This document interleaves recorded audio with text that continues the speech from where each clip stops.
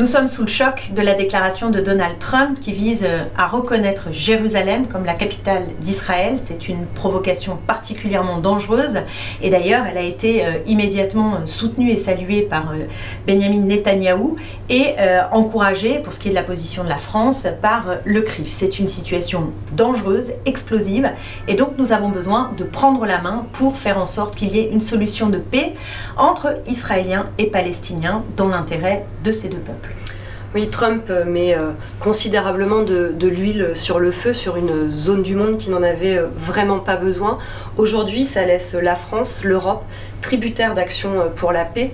Et certes, Emmanuel Macron a tweeté, et on peut penser que ces tweets vont dans le bon sens, mais maintenant il y a besoin d'actes pour la paix, besoin d'actes en Europe, et nous les attendons le plus rapidement possible, mais surtout, nous n'allons rien lâcher pour que ça se fasse très vite et efficacement.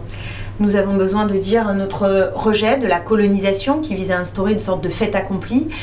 Nous sommes inquiets aussi pour tous les prisonniers palestiniens qui sont retenus aujourd'hui par les autorités israéliennes. Je pense en particulier à Marwan Barghouti ou à Salah Hamouri, mais ils sont 6000 dans cette situation. Et donc il faut aujourd'hui que nous nous mobilisions pour éviter une escalade de la violence et pour faire en sorte qu'une solution de paix durable puisse être trouvée dans cette région. Oui, je réitère ces mots de solidarité avec le peuple palestinien et puis une solidarité avec les peuples qui aspirent aujourd'hui à la paix au Moyen-Orient et dire que c'est maintenant que la France, le gouvernement français doit reconnaître l'État de Palestine, que l'Europe doit le faire immédiatement. C'est à nous d'agir pour la paix. Nous sommes conduits à ça par Trump, mais ça nous honorerait considérablement et nous allons agir en ce sens dans les prochains jours.